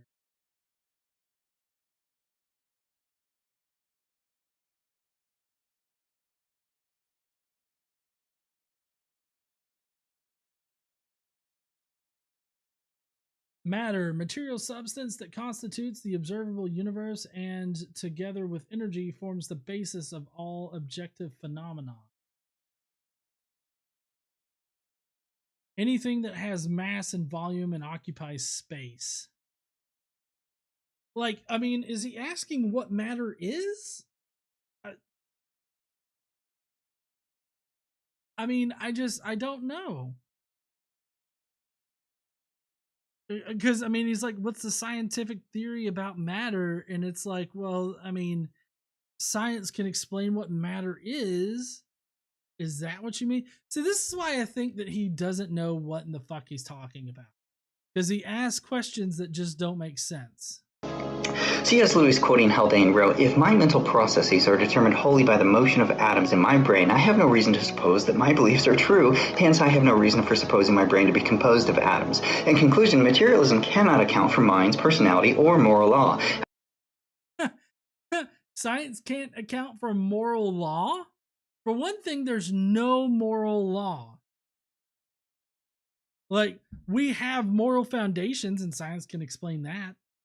But there is no moral law. I mean, that's something that religious people have come up with, this whole idea of moral law. But science can explain moral foundations. Science can explain minds, feelings. I mean, he's acting like all of these things are supernatural, and they're just not. They're not. At the heart of materialism is the rejection of the existence of mind or spirit as a separate entity that surveys the dissolution of matter. Materialism is an untenable position and therefore must be rejected. I mean, no. I mean, materialism, or the idea that the material world is what we know to exist, that's a reasonable position to hold. Like, I don't understand why you would paint it as that, other than the fact that you have religious reasons, right? I mean, you have religious reasons to think that matter isn't all that there is, and that there's some kind of supernatural celestial realm that also exists magically. I mean, I get it from that perspective, but from like an empirical and scientific perspective, I don't know. I don't understand. In any scenario involving a moral decision, there's nothing about a brain of mere matter that would tell us what we ought to do. If we ought to do something, then one action is right, another action is wrong. But if that's the case, there must be a programmer. But who determined what is right and wrong? Well, as far as morals go, I think that the only oughts that would exist would be that you ought to do things that help you towards whatever goal you set. But I mean, that's all subjective to the person. So it's not like you ought not to kill somebody. Like that wouldn't be the ought that exists. It would be you ought not to do something that would, not promote the survival of our species or something like that. But I mean, even then, that's a subjective opinion on what you ought to do. So, I mean, it's all subjective. Like he's trying to frame this in a way that says, this objective or absolute moral foundation or moral lawgiver exists, and therefore you ought to do the things that he says. But I mean, all that's just speculation, and it's subjective to what he thinks is correct or true or right. Well, who would this programmer be who designed your brain? Well, I'd argue that the programmer, the designer, is none other than the creator himself, God Almighty.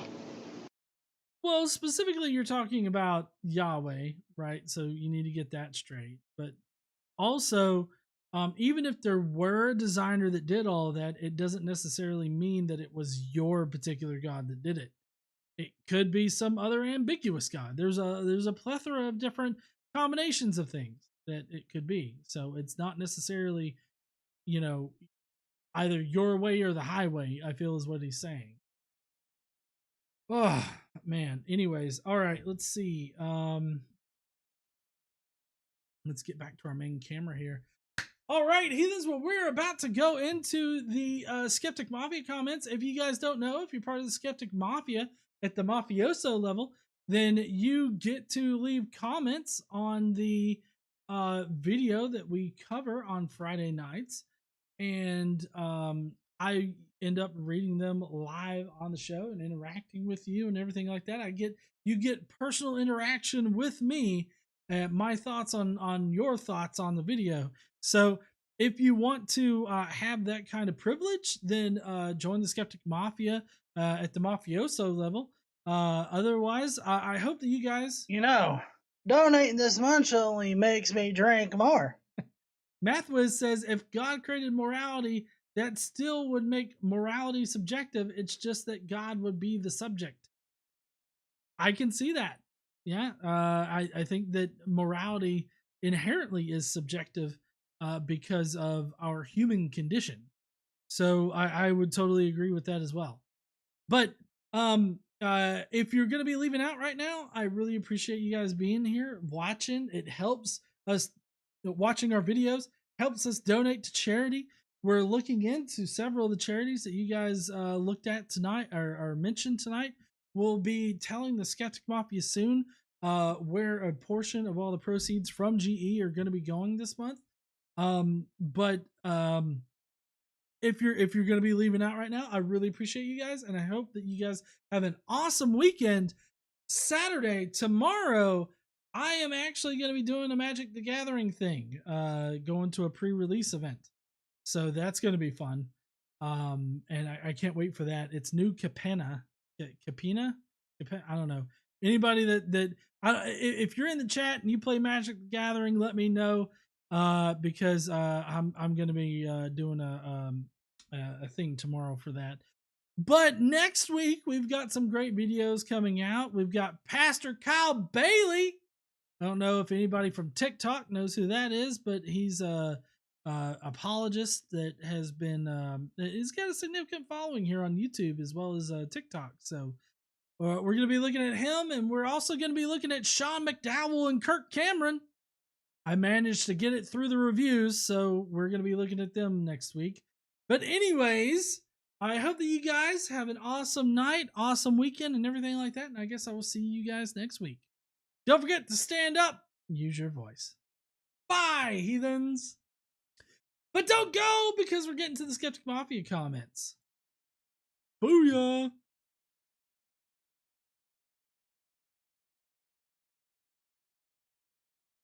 All right, let's see if we can get through these rather quick, because I took I took a pretty good while with the videos tonight because I had 2 of them. I didn't expect the first one to take so long. Anyways, we got Daniel M that says, "Wow, that was a lot. Anyone else get tongue twisted just listening to this? I'm not going to pretend to even know what was said here. It's going to be fun watching GE stop the video a million times, then rewind and slow it down to catch what the dude was saying. Good luck, GE. I might not have had the correct amount of coffee to keep up with that. Join the Skeptic Mafia, play with the whale donger. There's way more too." Thank you so much there, Daniel. Yeah, I did have to actually go back and like re-listen to what in the fuck he was talking about. So I don't know. Anyways, I saw Professor Plink saying that he hadn't played Magic the Gathering since high school. Marty stinks at Magic. Sirnian sucks at Magic. I suck at Magic too. Next up is Sean J, who says, "Who cares what others define atheism as? Nor does it matter what an encyclopedia of philosophy says." I agree. It doesn't fucking matter, so we shouldn't bring it the fucketh up. If I say that my position is that I have yet to see evidence that proves the existence of any god, that is not a positive claim that requires me to provide evidence.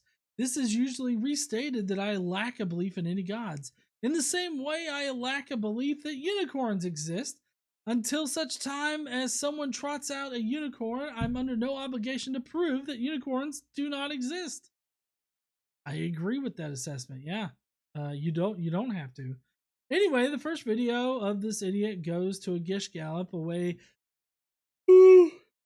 after hand waving and setting up a straw man, which he doesn't even understand. Matter or energy are the only things that we have observed as present within this natural universe. There's zero viable evidence that anything besides matter or energy exists. Yet he makes a baseless claim with another word salad and no evidence. That's right. He uses no evidence for his claim that thoughts are magical. If thoughts are fucking magical, I don't even understand what clinical depression is.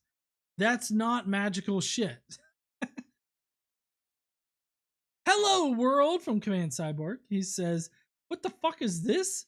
I'll provide timestamps, minutes, seconds." And wow. Okay. You were in a nihilist phase. That can be dreadful, I'm sure. Most atheists aren't nihilists, though. Of course, people like William Lane Craig will have a ginormous God-shaped hole in his mind. He should come to the conclusion that the deity he believes in aren't there. But most people get past that and sees the rationality for more of what it is, and take joy in perhaps smaller but realer things, and can also feel privileged to be one of the perhaps very few beings able to comprehend the greatness of the cosmos and such. Yes, that is a couple of valid definitions of atheism. I don't know what you said that made the commenter write what they did, but be sure a lot of words are polysemous, but polysemous have more than one usage or definitions. Yeah, exactly. No, polysemous. Polysemous? Anyways, but if if you now believe there are a god or gods and didn't before, you're no longer non-theist. Yes, that can seem, I confess, absurd to the highest degree. Only kidding. A lot of lack theists, quote unquote, also describe themselves as agnostic atheists, i.e., they don't think there's any god, but it's perhaps impossible to know for absolutely sure. But a bunch of God claims are unfalsifiable. Loads are incoherent or logically impossible. The feckin' burden of proof. The feck's sake! I'm not going into that this time. Absence of evidence can be evidence of absence if there should be loads of good evidence. A loving God who wants a relationship with us should be better evidence. Right. A majority of modern philosophers not being atheists is good evidence against that being the only logical conclusion. Those are things thought about minds. Minds are what capable brains do. These concepts are stored in neurons that are physical, communicated to other brains through physical means. You probably are inside the test tube. Yes, it is. The whole can do things that parts can't, and sometimes vice versa. Getting your head around this stuff isn't trivial. See what I did there? Well, your brain is composed of atoms. Just deal with it, for fuck's sake. Brains aren't quite good at confusing themselves. Yeah, that's one thing. I mean, like, people say that we have rational minds. Like, apologists, I'll say. Apologists commonly claim that we have rational minds, and that's because of God. But I don't know what in the fuck they're talking about, because whenever I look at the conservative evangelical religious right in America, I do not see rational minds. Anybody that has looked at any of the QAnon stuff knows that people are not rational by nature. Like, I feel like that's something that has to be taught, and some people are just not fucking taught it.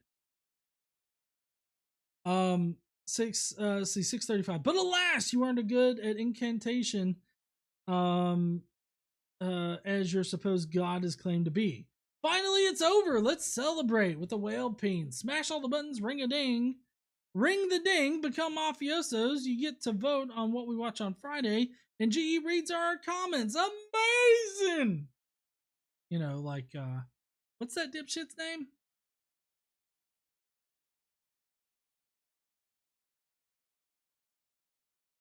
Jesse Peterson. Jesse Lee Peterson? Yeah. Anyways, that's all, folks. Thank you, Command Cyborg says good night. It's late here. It's late here, too. We've been going for about 2 hours now. Too long? It's been too long, KC says. SN Balmong says, I won't be able to watch it live since I can't afford to stay up until 3 a.m. tonight, but I hope you don't mind if I leave my 2 cents anyways. Thank you, SN. Appreciate you. Words don't have intrinsic meanings. They have usages. If you want to have a productive conversation with someone, it's far more useful to ask what they mean when they use a word than it is to insist that they're using it wrong according to whatever dictionary. I totally agree with that. God is vague, vacuous, and ultimately meaningless concept. That's why I can't say for certain that no gods exist, and also why I have no reason to believe that they do. If a being does exist that could reasonably be called a god, it's most likely be something so alien as to be completely unrecognizable by us. The gods we do know about, including Yahweh, are all the product of a human mind and do not exist outside of it. That's a good point. The mind is very much the product of a material brain. That's why brain damage can cause someone's personality and, by extension, moral code to change, I'm guessing. But what can change? Okay, yeah. If something external to the brain was responsible for the mind, you'd expect people whose brains have stopped to be able to recover in much the same way as one might recover if their heart stops and restart. Yet, even if the heart stops beating, the brain never recovers once it stops. Also, the concept of soul comes from a lack of understanding of air as particulate matter. In a way, even souls are material. Sorry if this was too long. Insert a shilling here. No, it's not too long. Thank you, SN Balmung. Hey, if you guys don't know, here on the Godless Engineer channel, we like to donate to shitty efforts. You know, like helping charitable causes.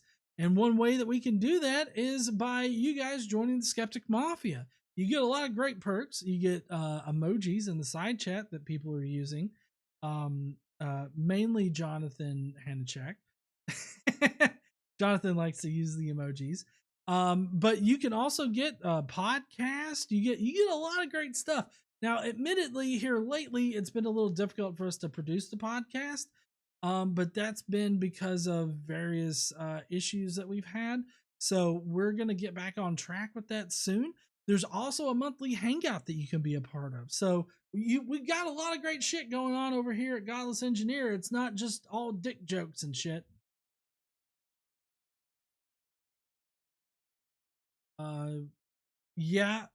It's probably gonna have to be next weekend. Iris Arc. Hey there, Iris Arc. In the first video, this guy's whole problem is that he is using a very strict definition of atheism that most of us do not agree with. Yeah, totally. Atheism is a non-belief in a god, period. Why a person doesn't believe is irrelevant. Either you have a conviction that deities don't exist or you have doubt in their existence. The second type is what we call agnosticism. Both are still non-belief, thus both are atheism. Absence of evidence is not evidence of absence, he says. I say, please try to defend that. It's not possible. Without evidence of a God, you can't prove his existence. Because I am someone who tries not to believe in things that can't be proven. I can't believe in a God, thus I am an atheist. That's a good way to explain it there. And definitely absence of evidence is evidence of absence if we should have the evidence. We got a new member. Holy fucking shit, we got Travis White becoming a globehead. Welcome there, Travis. I gotta update my my little ticker on my videos now. Thank you, Travis. Appreciate you. And thank you, or wait, I haven't finished Isark's thing. I won't comment on the second video because I'm not a strict materialist, though I do not agree with most of what this guy says about it. Thanks for giving me the chance to state my views later. Thank you there, Irisark. Now here at Godless Engineer, you know, we're totally fine with people having different opinions, and you know, and if I disagree with you, I'll tell you. But I'm definitely not going to make you feel stupid or say that you're stupid if I disagree with you. But I mean, I don't necessarily disagree with anything that you've said there, Irisark. But I appreciate you being part of the Skeptic Mafia and stating your view. I feel, you know, I'm sure everybody appreciates, you know, the diversity of views that we have here. Jason Kolasik says, can't remember this guy's name. I seem to remember he set off all the triggers. Most like atheists are dishonest. It will be a pleasure to watch you dismantle him, just like Lannister carving the deer in Game of Thrones. Oh man, I did not see that. I don't think. I mean, I've only watched up until like season 5, I think, previously, but I haven't seen it past that. Anyways, Hellbound Hillbillies next up, saying ignoring the question of belief versus knowledge does not change the definition of either belief or knowledge. It only puts the dishonesty of his arguments on display. The one question I was left with at the end of this was, can I get French dressing on this word salad? I don't really like ranch. French dressing's fine. Casey doesn't like ranch or French. What do you like on your salad? You like a vinaigrette. Oil and vinegar. It's been a while since I've been able to comment, so how about some hardcore showing? Join the Skeptic Mafia, y'all. We get a podcast, a Discord channel. Yeah, I always forget about the Discord channel. Fuck. I gotta get Discord set up on my new computer. It's a boss too. I got a GT, an NVIDIA, eVega, NVIDIA GTX 3080 Ti in this motherfucker. 64 gigabytes of RAM and 2 terabyte drives in it. It is nice. It's been a bit of a bitch to get set up, but it's getting there. But let's see. Discord channel, a metric ton of custom emojis, and we get to choose the video and preview it, so we know how much liquor to have on hand for the Friday night live stream where GE will read our comments that say almost anything. Like Star Trek is superior because because homemade protocol droids index at 1. Fuck those things. So smack all them buttons down below the video to like, subscribe, and join, and come back next Friday night for another great stream. All that, and I forgot about the charity. Hey, y'all! They give some money. They give some of that money to charity too. That's right, we do. All right. Next up is Alex Baranowski. I don't think a suicide letter and being a nihilist are inherently linked. He's trying to play on our emotions. His whole ramble about the definition of atheism doesn't help anything. Yeah, that was kind of an appeal to emotion at the very beginning. I didn't catch that, but I'm glad that you did there, Alex. I do like that he's very quickly spoken. It's refreshing, not to mention the fact that he's not driving a fucking car. I'm going to stop him at the absence of evidence is not evidence of absence. Okay, great, but don't you want to accept shit? But you don't want to accept shit without evidence for it. exactly. That's what I was saying. You Serdian says U30 series. Jealous. I had to buy a whole new computer in order to upgrade my graphics card. So yeah. Anyways, most of us admit we don't know. Some of us just go as far as to say we don't. We also don't believe. This guy is good at rearranging words, but not good at making a point. I lost my attention at about halfway point, so I'm just going to truncate my comment here. I'll probably make it tonight for once. Wash your damn hands, motherfuckers! Thank you there, Alex. Appreciate you. Oh, it's Zoomy with the ASCII saying, well, I'm feeling sick today, so I'm just going to leave my ASCII here because I'm just not feeling up to doing any commentary. So here's the ASCII. Oh, God. Why? Insert witty commentary here along with shilling, lick the like button, subscribe, and all that kind of good stuff. You know, Zoomy, I really appreciate all of your ASCII stuff. And you're just awesome at that. But yeah, so as far as the shilling goes, you know, we do a lot of great shit here on Godless Engineer, so support us in any kind of way that you feel comfortable with, either watching, sharing our videos. You know, I know that sometimes my videos are a little hard to share because like I have dicks flying across the screen, but there are pretty decent ones that I get out sometimes. Next up is Jonathan Nickel saying we have another fast-talking Christian trying to use his preferred dictionary to gatekeep atheism. No, atheism is not the claim that no God exists. Even if some atheists believe that, and of those that do hold such a belief, I see very few asserting that as a fact. Atheism does not hold a burden of proof, and there is no single atheistic worldview. He claims that Jesus revealed himself to him, which he does not say how.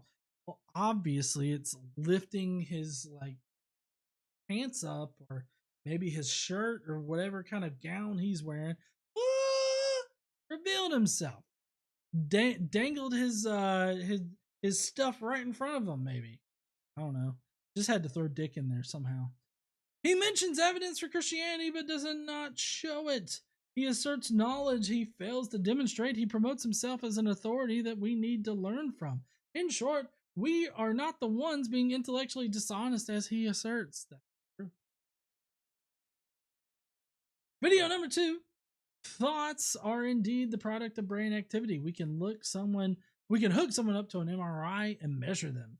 Unfortunately, this dweeb has no clue how brains work and is unaware of the fact that there is a great deal that goes on in the brain that we have no direct control over. If he doesn't believe that, perhaps he could try to command his heart to stop beating. Mind and personality are determined by the brain. Moral law is something we invent, and perhaps the same can be said of God as well. I suggest he get his own brain scan, not to show him how it works, but to look for any signs of higher brain activity. The more I listen to him talk, the more I am convinced that his brain isn't functioning as it should. He tries to separate brain, mind, and soul, yet he does not describe a soul or its properties, though he asserts it has some. The last couple of minutes is a long waffle in which he demonstrates nothing but his own incredulity. That's the best way to describe the last little bit of that. Next up, we got Jonathan Hanachak, who's got a fuck ton of emojis in there. Jonathan says, I just want to say, if you have evidence, but you're willing to share it with the rest of us, your evidence most likely does not fucking exist. Oh, but you're unwilling to share it. On the fact that our minds are considered to be something that we understand as of right fucking now, electrical impulses that might be reduced down to something much more complicated in the near future are more understanding. After more understanding of the human brain might be discovered that it's not actually electrical impulses, but just pulses of energy or something else entirely. We won't fucking know until they create the terminology for us to understand what's actually going on. But we do not have to stand aside of ourselves just to test ourselves to find out if and what we really are in a test tube. That's why we call it science, and science is allowed to make mistakes, get things wrong, and then fix them once we understand what the fuck we did and fucked up on.